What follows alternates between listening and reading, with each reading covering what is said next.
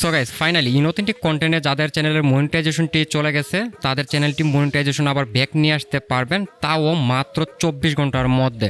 So আমি ফুল প্রসেসটাই দেখাই দেবো। সো হ্যালো গাইস, পুরো ভিডিওতে সাথে আছে আমি নাবিল। সো চ্যানেলে নতুন হলে অবশ্যই চ্যানেলটিকে সাবস্ক্রাইব করে নেবেন। সো চলুন ভিডিওটি শুরু করা যাক। সো আমি ফার্স্ট অফ অল একটা চ্যানেল দেখাই দিতেছি। চ্যানেলের নাম হচ্ছে কিউব ডাইমেনশন বা ডাইমেনশন, যেটাই হোক না কেন। অ্যান্ড দেন হচ্ছে 220 উপরে কিন্তু সাবস্ক্রাইবার রয়েছে, 119টার মতো ভিডিওস রয়েছে।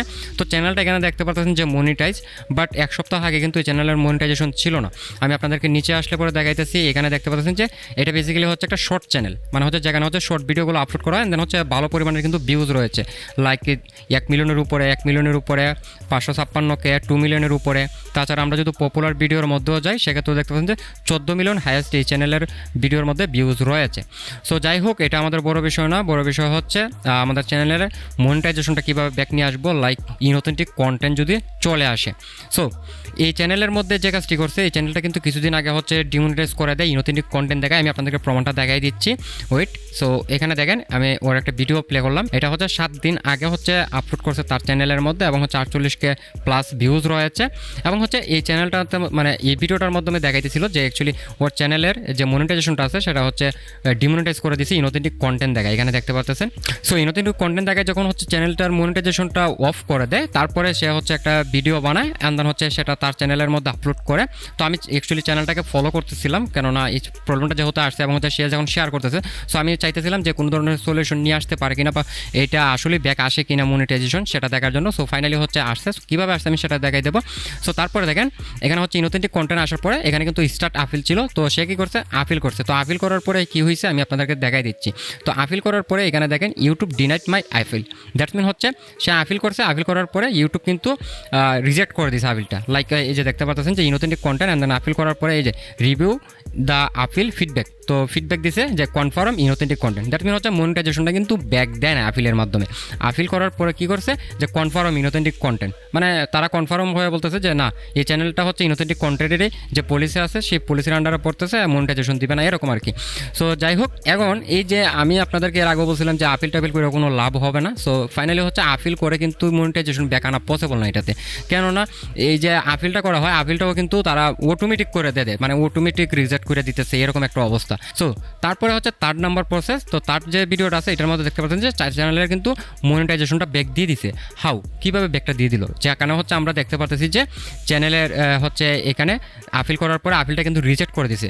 তারপরে আবার চ্যানেল কীভাবে মনিটাইজেশন ব্যাক আসছে। সো এটাই হচ্ছে ম্যাজিক, যে অ্যাকচুয়ালি এইভাবেও মনিটাইজেশন ব্যাক নিয়ে আসাটা পসিবল। আর যেটা কিন্তু আমাদের বাংলাদেশের মধ্যে প্রায় বলতে পারেন যে 80-90% কন্টেন্ট ক্রিয়েটরই কিন্তু জানেই না। সো এখন কীভাবে ব্যাক নিয়ে আসছে আমি সেটা আপনাদেরকে বলে দিয়েছি। তো তার জন্য আমরা চলে যাব এক্সের মধ্যে। তো এক্সে আসার পরে এখানে দেখেন আমি তার যে নামে, মানে হচ্ছে চ্যানেলের যে নামটি আছে সেম নামে হচ্ছে একটা অ্যাকাউন্ট আছে তার, এবং হচ্ছে এই কন্টেন্ট ক্রিয়েটর যে কাজটি করছে এখানে কিন্তু বেশ কয়েকটি পোস্ট করছে। তার মধ্যে ফার্স্টের যে পোস্টটা ছিল সেটা হচ্ছে লাইক হচ্ছে এখানে যখন হচ্ছে আপনার আপিল করতেছিল, তারপরে হচ্ছে আপিল করার পরে যে ডিনাইট করছে এইটা নিয়ে একটা পোস্ট করে। এরপরে যে দ্বিতীয় পোস্ট আছে এটাই বেসিক্যালি হচ্ছে ম্যাজিক। লাইক যখন হচ্ছে আপিল করার পরে হচ্ছে রিভিউটা করে, তারপর হচ্ছে ডিনাই করে দিয়েছে বা হচ্ছে রিজেক্ট করে দিয়েছে, মনিটাইজেশনটা ব্যাক দেয় নাই, তখন কি করছে সে হচ্ছে এখানে 20 মার্চ আপনারা দেখতে পাচ্ছেন যে পোস্ট করছে এক্সের মধ্যে।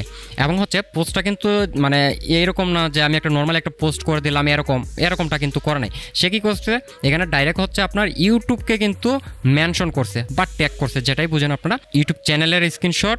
তারপরে হচ্ছে আরেকটি হচ্ছে যেখানে সমস্যাটা দেখা দেয় আর্নের মধ্যে গেলে পরে এটার একটা স্ক্রিনশট, অ্যান্ড দেন হচ্ছে ইউটিউব থেকে যে ইমেলটা আসছে ওই ইমেলের একটা স্ক্রিনশট। টোটাল হচ্ছে 3টা স্ক্রিনশট।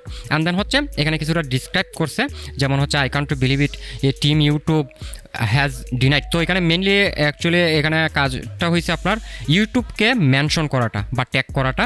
সো এইটাকে ট্যাগ করার কারণে কি হয়েছে, এখন এখানে যেগুলো বুঝাইতেছে যে অ্যাকচুয়ালি মনিটাইজেশনটা ডিমনিটাইজ আপিল করছিল, অ্যান্ড দেন হচ্ছে ম্যানুয়ালি সে হচ্ছে এনিমেট করে থাকে বা ব্লেন্ডার দিয়ে, মানে কী দিয়ে কাজ করে থাকে সেটাও এখানে উল্লেখ করতেছে। অ্যান্ড দেন আরও বেশ কিছু জিনিস এক্সপ্লেন করছে এখানে বেসিক্যালি সামান্য।